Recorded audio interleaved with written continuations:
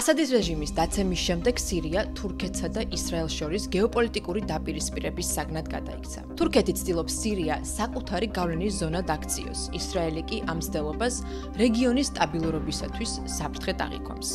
სამაგიეროდ ანკარაში ფიქრობენ, რომ სწორედ ისრაელია ახლო აღმოსავლეთის უსაფრთხოების მთავარი დესტაბილიზატორი. ამ ვიდეოში კი ვსაუბრობთ, რატომ გადაიქცა სირია ისრაელისა და თურქეთის დაპირისპირების მთავარ ეპიცენტრად, რა სტრატეგიული მიზნები ამოძრავებს ამ ორ ქვეყანას შუა აღმოსავლეთში და შეიძლება თუ არა სირიის გამო ეს დაპირისპირება ღია სამხედრო კონფლიქტში გადაიზარდოს. სანამ დავიწყებთ კი, არ დაგავიწყდეთ არხის გამოწერა. პირველ რიგში, თვალი გადავავლოთ თურქეთსა და ისრაელს შორის ურთიერთობების ისტორიულ დინამიკას, ბევრი აღმართითა და დაღმართით. 1959 წელს თურქეთი გახდა პირველი მუსლიმური ქვეყანა, რომელმაც ისრაელის დამოუკიდებლობა ოფიციალურად აღიარა. ამ გადაწყვეტილებას შემდგომში მოჰყვა მჭიდრო თანამშრომლობა, განსაკუთრებით 1990-იან წლებში, როდესაც ორ ქვეყანას შორის დამყარდა ძლიერი სამხედრო და დაზვერვითი კავშირები. თურქეთმა ისრაელს საკუთარი საჰაერო სივრცე გაუხსნა, ისრაელი კი ეხმარებოდა თურქეთს არმიის ტექნიკურ მოდერნიზაციასა და გაძლიერებაში. ამავე პერიოდში აყვავდა სავაჭრო და ტურისტული ურთიერთობებიც. ისრაელიდან 10,000 ტურისტი სტუმრად თურქულ კურორტებზე ჩადიოდა და ორივე ქვეყანა ერთმანეთს სტრატეგიულ პარტნიორებად აღიქვამდა. თუმცა ეს ყველაფერი 2000-იან წლებში შეიცვალა რეჯეპ თაიპ ერდოღანის პოლიტიკით, რომელმაც მკვეთრად პალესტინის მხარე დაიჭირა ისრაელი-პალესტინის კონფლიქტში, რაზეც დეტალურად ამ ვიდეოში ვსაუბრობ. ურთიერთობები განსაკუთრებით გამწვავდა 2008-9 წლის ღაზას ომის დროს, როდესაც ისრაელმა ფართომასშტაბიანი სამხედრო ოპერაცია წამოიწყო ჰამასის წინააღმდეგ. მას შემდეგ, რაც ჰამასმა ისრაელს რაკეტები დაუშინა. ომის შედეგად დაახლოებით 1400 პალესტინელი დაიღუპა, მათ შორის ასეულობით სამშვიდობო მოქალაქე. განადგურდა 10,000 შენობა და 100,000 ადამიანი თავშესაფრის გარეშე დარჩა. ისრაელის მხრიდან კი გარდაიცვალა 10 ჯარისკაცი და 3 სამშვიდობო მოქალაქე. ეს ომი, რომელსაც ხშირად ღაზას პირველი ომის სახელით მოიხსენიებენ, გახდა საერთაშორისო კრიტიკის საგანი. მათ შორის ერთ-ერთი ყველაზე ხმამაღალი მოწინააღმდეგე სწორედ ერდოღანი იყო. 2009 წლის იანვარში დავოსის ეკონომიკურ ფორუმზე ერდოღანი და ისრაელის პრეზიდენტი შიმონ პერესი ღაზას საკითხებზე ერთად მსჯელობდნენ, თუმცა დისკუსია დაიძაბა. ერდოღანმა პერესს პირდაპირ ეთერში განუცხადა, რომ ის კლავდა ადამიანებს და კამერების წინ დემონსტრაციულად დატოვა სცენა. ეს ეპიზოდი იქცა სიმბოლოდ იმისა, თუ როგორ შეიცვალა ოდესღაც მჭიდრო პარტნიორობა ღია პოლიტიკური დაპირისპირებით. ამასთან დაერთო 2010 წლის მავი მარმარას კრიზისიც. იმ დროს, როდესაც ისრაელი ღაზას სექტორზე საზღვაო ბლოკადას აწესებდა, მოძრაობა თავისუფალმა ღაზამ და თურქულმა არასამთავრობო ორგანიზაციამ ჰუმანიტარულ ფლოტილიას გაუწიეს ორგანიზება, რომლის მიზანი ღაზაში დახმარებისა და სამშენებლო მასალების შეტანა იყო. ფლოტილია, რომელსაც ხელმძღვანელობდა თურქული გემი მავი მარმარა, სხვადასხვა მასალების მიხედვით, ისრაელის მხარემ ჯერ გააფრთხილა, კურსი შეეცვალა და აშდოთის პორტისკენ გადაეხვია. მოთხოვნის დაუმორჩილებლობის შემდეგ კი ისრაელის სპეცრაზმა გემებზე შტურმი განახორციელა.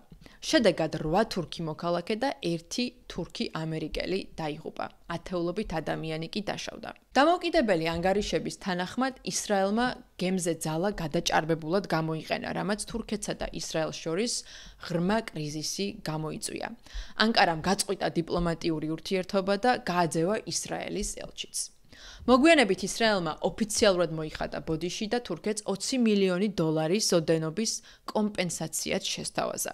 2016 წელს მხარეებმა შეთანხმებას საბოლოოდ მოაწერეს ხელი და ურთიერთობებიც თითქოს გაუმჯობესდა. თურქეთი ისრაელთან ბუნებრივი აირის გასადენებითაც კი დაინტერესდა. ეკონომიკური კავშირები ნაწილობრივ აღდგა და 2022-23 წლებში ელჩებიც დაინიშნენ. თუმცა ეს პოზიტიური ფაზა ხანმოკლე აღმოჩნდა. 2023 წლის 7 ოქტომბერს ჰამასის მიერ ისრაელზე დაწყებულმა მასშტაბურმა თავდასხმამ და ისრაელის სასტიკმა საპასუხო ოპერაციებმა ღაზაში ორ ქვეყანას შორის ურთიერთობა კვლავ მწვავედ დაძაბა. თურქეთმა დაუყოვნებლივ დააწესა სავაჭრო შეზღუდვები და დაიწყო სამართლებრივი ზომების მიღება ისრაელის წინააღმდეგ.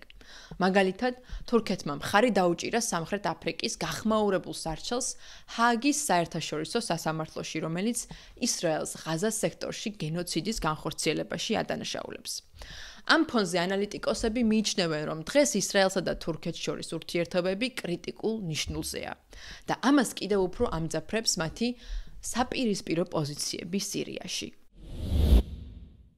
ასადის რეჟიმის დაცემის შემდეგ თურქეთი სირიის ახალი მთავრობის ყველაზე მნიშვნელოვან პარტნიორად აღმოცენდა.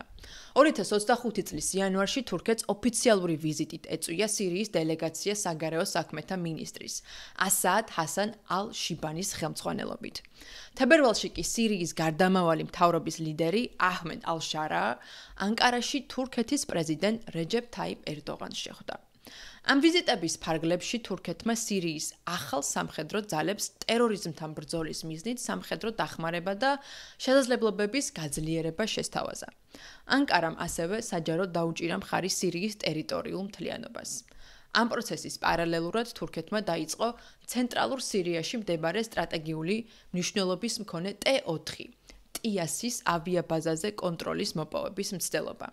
მისი გეგმა ითვალისწინებდა ბაზაზე საჰაერო თავდაცვის სისტემების განთავსებას, რაც ანკარას საშუალებას მისცემდა გაეძლიერებინა საკუთარი სამხედრო ბაზა სირიაში და დაემყარებინა საჰაერო უპირატესობა რეგიონში. თუმცა 2025 წლის მარტ-აპრილში ისრაელმა განახორციელა მასშტაბური საჰაერო დარტყმები T4-ის ბაზაზე, რის შედეგადაც სრულად განადგურდა ბაზის ინფრასტრუქტურა ისე, რომ თურქებმა ვერც მოასწრეს აღჭურვილობის შეტანა. ისრაელის საგარეო საქმეთა მინისტრმა თურქეთის სირიაში უარყოფითი როლის შესრულებაშიც დაადანაშაულა და სირიის ახალი პრეზიდენტი აჰმედ არშარა გააფრთხილა, რომ თუ ის ნებას დართავდა გაურკვეველ მტრულად განწყობილ ძალებს სირიაში შესულიყვნენ და ისრაელის უსაფრთხოებას საფრთხეს შეუქმნიდა, სირიას ეს ძვირად დაუჯდებოდა.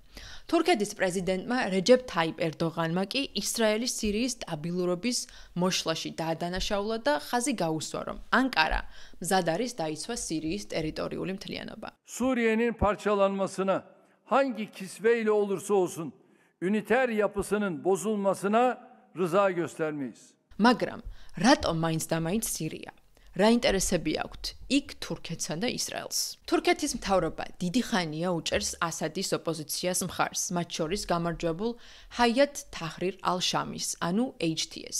2020 წელს თურქეთის დაზვერვისა და სამხედრო უწყებების მხარდაჭერით შეიქმნა ერთიანი სამხედრო საბჭო სირიის ქალაქ იდლიბში, რომელიც მოიცავდა HTS-სა და თურქეთის მიერ მხარდაჭერილ სხვადასხვა ჯგუფებს. თურქეთის საგარეო საქმეთა მინისტრმა ჰაკან ფიდანმა ისიც თქვა, რომ ოფიციალური ანკარა HTS-თან თანამშრომლობდა, განსაკუთრებით კი ტერორისტულ ორგანიზაციებთან ბრძოლის მიზნით, როგორიცაა ISIS და ალ-ქაიდა. მაგრამ ისიც უნდა აღინიშნოს, რომ 2018 წელს თურქეთმა თავად HTS-ი შეიყვანა ტერორისტული ორგანიზაციების სიაში და მისი ამჟამინდელი ლიდერი აჰმედ ალ-შარა ყოფილი ალ-ქაიდას მებრძოლია. მაგრამ პოლიტიკაში არ არსებობენ მუდმივი მტრები და მეგობრები და როცა საჭიროება მოითხოვა, ისინი ერთ მხარეს აღმოჩნდნენ. მიუხედავად იმისა, რომ თურქეთი საჯაროდ არ აღიარებს HTS-ის ფინანსურ დახმარებას, მათ შორის ასადის შემდეგ ჩამოყალიბებული ურთიერთობები და სამხედრო მომზადების დონე მიუთითებს, რომ თურქეთი ნამდვილად უჭერდა მხარს HTS სირიის კონფლიქტში საკუთარი ინტერესების გატარების მიზნით. და რა არის ეს ინტერესები? პირველი, თურქეთი სირიის ახალი მთავრობის ყველაზე დიდი პარტნიორია, სხვა ქვეყნებთან შედარებით. იმდენად, რომ სწორედ თურქეთმა შეიძლება შეასრულოს დიდი როლი დანგრეული სირიის აღდგენაში. ეს კი ქმნის ბიზნეს შესაძლებლობებს თურქული კომპანიებისთვის, განსაკუთრებით სამშენებლო სექტორისთვის. მეორე, სირია თურქეთისათვის მნიშვნელოვან პარტნიორად იქცა საკუთარი უსაფრთხოების პრობლემების გადაწყვეტაში, განსაკუთრებით ჩრდილო-აღმოსავლეთ სირიაში მოქმედი ქურთული შეიარაღებული ჯგუფების წინააღმდეგ. თურქეთს მუდმივად აქვს იმის შიში, რომ სამხრეთ-აღმოსავლეთში მცხოვრები ეთნიკური ქურთები თურქეთიდან გამოყოფასა და დამოუკიდებელ სახელმწიფოს მოითხოვენ, რადგან ეს ეთნიკური დაპირისპირება თურქეთის შიგნით უკვე 10 წლეულებია არსებობს. მეზობელ სირიაში კი თურქეთის საზღვრებთან ტერიტორიებს აკონტროლებენ ქურთული პოლიტიკური და სამხედრო ჯგუფები, როგორიცაა დემოკრატიული კავშირის პარტია და სახალხო თავდაცვის ძალები.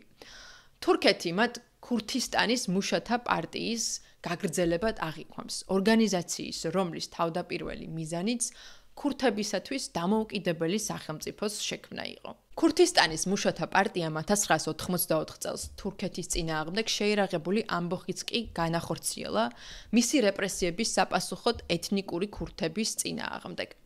თურქეთის სტრატეგია თავიდან აიცილოს ქურთული სეპარატიზმის გაძლიერება რეგიონში. ამიტომ ჰაიათ თაჰრირ აშ-შამის გაძლიერება სირიაში და ქურთული ეთნიკური ჯგუფების გავლენის შესუსტება მის პირდაპირ ინტერესში შედის. ეს დაახლოებით ის შემთხვევაა, როცა შენი მტრის მტერი, შენი მეგობარია. მესამე, სირიასთან უსაფრთხოების კუთხით თანამშრომლობა თურქეთისათვის შესაძლებლობაა გააფართოოს საკუთარი სამხედრო და გეოპოლიტიკური გავლენა რეგიონში. ოსმალეთის იმპერია პირველი მსოფლიო ომის შემდეგ შეიძლება დაიშალა, მაგრამ თურქეთის ამბიციები არსად გამქრალა. ამიტომ რუსეთისა და ირანის მოკავშირე ასადის რეჟიმის დაცემა თურქეთისთვის ხელსაყრელი შესაძლებლობაა თავისი ინტერესები გაამყაროს ახლო აღმოსავლეთში და რეგიონში უფრო აქტიური მოთამაშე გახდეს. მეოთხე, თურქეთი ამჟამად ასადის რეჟიმისგან გაქცეული მილიონობით ლტოლვილის თავშესაფარია. ალბათ გახსოვთ 2014 წლის ლტოლვილთა კრიზისი, რომელმაც დიდი დარტყმა მიაყენა ევროკავშირს. მაშინ ევროკავშირმა თურქეთს დახმარებისთვის მიმართა, რათა სირიელი ლტოლვილები თურქეთში დარჩენილიყვნენ და არ გადაეკვეთათ ევროპული საზღვრები. 3 მილიონამდე სირიელის თურქეთში ჩამოსახლებამ შიდა პოლიტიკური პრობლემები გააჩინა, ამიტომ ერდოღანის მთავრობა ახლა ცდილობს სირიის ტერიტორიაზე შექმნას უსაფრთხო ზონები და ლტოლვილები ეტაპობრივად სამშობლოში დააბრუნოს. გადავიდეთ ისრაელის ინტერესებზე. ასადის დამხობმა ისრაელისთვისაც ნამდვილად ხელსაყრელი მოვლენაა. სხვა რომ არაფერი ვთქვათ, ასადი მრავალი წლის განმავლობაში ირანის ერთ-ერთ ყველაზე მტკიცე რეგიონულ მოკავშირედ ითვლებოდა, ხოლო ირანი ისრაელის დაუძინებელი მტერია. ისრაელმა თავისი წვლილით შეიტანა ასადის რეჟიმის მორყევაში. მაგალითად, წარმატებულმა სამხედრო ოპერაციებმა ჰიზბოლასა და ჰამასის წინააღმდეგ მნიშვნელოვნად შეასუსტა თეირანის გავლენა რეგიონში. ირანმა დაკარგა მნიშვნელოვანი მოკავშირეები და ვეღარც ასადის რეჟიმის მფარველობა მიიყვანა ბოლომდე. თუმცა ასადის შემდგომ ლიდერს აჰმედ ალ-შარასაც სკეპტიკურად უყურებს ისრაელი, რადგან ნათანიაჰუს მთავრობისათვის ძნელი წარმოსადგენია ძველი ჯიჰადისტი შვიდობისმყოფელ პოლიტიკოსად, რომელიც თითქოს ახლად აშენებულ ტოლერანტულ სირიაზე ოცნებობს. ამიტომ ლოგიკურია, რომ ისრაელი ეცდება არ დაუშვას ჯიჰადისტების გაძლიერება თავის საზღვარზე. სხვადასხვა ცნობით ასადის დამხობიდან 10 დღის შემდეგ ისრაელის სამხედრო ძალებმა 600-ზე მეტი საჰაერო დარტყმა განახორციელეს სირიაში, რათა ასადის რეჟიმის საბრძოლო რესურსი არ აღმოჩენილიყო აჯანყებულების ხელში. გარდა ამისა, ისრაელმა დაიკავა ბუფერული ზონა სირიის საზღვართან, შეიჭრა დამატებით 12 კილომეტრით სირიის ტერიტორიაზე და შექმნა რამდენიმე სამხედრო ბანაკი სამხრეთ სირიაში. ისრაელის ელჩის მოადგილემ გაეროში ხაზგასმით განაცხადა, რომ ისრაელს ტერიტორიული ექსპანსია არ აქვს მიზნად. Let me be clear. Israel does not seek territorial gains in Syria. Our operations are precise and rooted exclusively in threat neutralization. ფაქტია, რომ ისრაელისთვის თავისი მტრის მტერი, მეგობარი ვერ აღმოჩნდა. რომ შევაჯამოთ თურქეთსა და ისრაელს ერთმანეთისგან განსხვავებული ხედვები, გეგმები და ინტერესები აქვთ სირიაში. თუ თურქეთს სურს ერთიანი ცენტრალიზებული სირია, რომელთანაც ის შეძლებს პარტნიორობას და ლტოლვილების დაბრუნებას, ისრაელს ეთნიკურად დაყოფილი და დაპირისპირებული სირია უფრო მეტად აწყობს, რადგან შიდა კონფლიქტებით დანაწევრებული სირია უფრო ძნელად შეძლებს ისრაელთან დაპირისპირებას. მაგრამ ამავე დროს არის რისკი, რომ ასეთი მყიფე სახელმწიფო კვლავ გახდეს ირანის გავლენის სამიზნე, რაც ისრაელის უსაფრთხოებას კვლავ საფრთხეს შეუქმნის. მიუხედავად მზარდი დაძაბულობისა, თურქეთმა და ისრაელმა მოლაპარაკებები დაიწყეს ჩვენს მეზობელ აზერბაიჯანში, რათა თავიდან აიცილონ სირიაში შესაძლო სამხედრო დაპირისპირება. არ უნდა დაგვაუწყდეს, რომ თურქეთი ნატოს წევრია, ხოლო ისრაელი შეერთებული შტატების ერთ-ერთი უახლოესი სტრატეგიული მოკავშირე. შესაბამისად, პირდაპირ სამხედრო კონფლიქტი არც ერთი მხარის ინტერესებში არ შედის. დონალდ ტრამპმა თეთრ სახლში სტუმრობისას ნათანიაჰუს ამ სიტუაციის მედიაციაც შესთავაზა. საინტერესოა, როგორ განვითარდება მოვლენები, რადგან ნათანიაჰუსა და ერდოღანს ერთმანეთთან დაპირისპირების დიდი ისტორია აქვთ და რეგიონში ვითარება ნებისმიერ დროს შეიძლება შეიცვალოს. ტრადიციულად ამ საკითხზე თქვენს აზრს დაველოდები კომენტარებში. დაუპირისპირდებიან თუ არა თურქეთი და ისრაელი ერთმანეთს სირიაში. ვიდეოს ბოლოს კი შეგახსენებთ, რომ აუცილებლად გამოიწეროთ ჩემი არხი ცნობისთვის. თქვენი მხარდაჭერა ფასდაუდებელია კონტენტის განვითარებაში. ასევე არ დაგავიწყდეთ, რომ გამომყვეთ Instagram-ზე, TikTok-ზე, X-ზე და Spotify-ზე. მე კი ამ ვიდეოებში შეგხვდებით, სადაც უფრო მეც ვსაუბრობ ახლო აღმოსავლეთის რეგიონზე.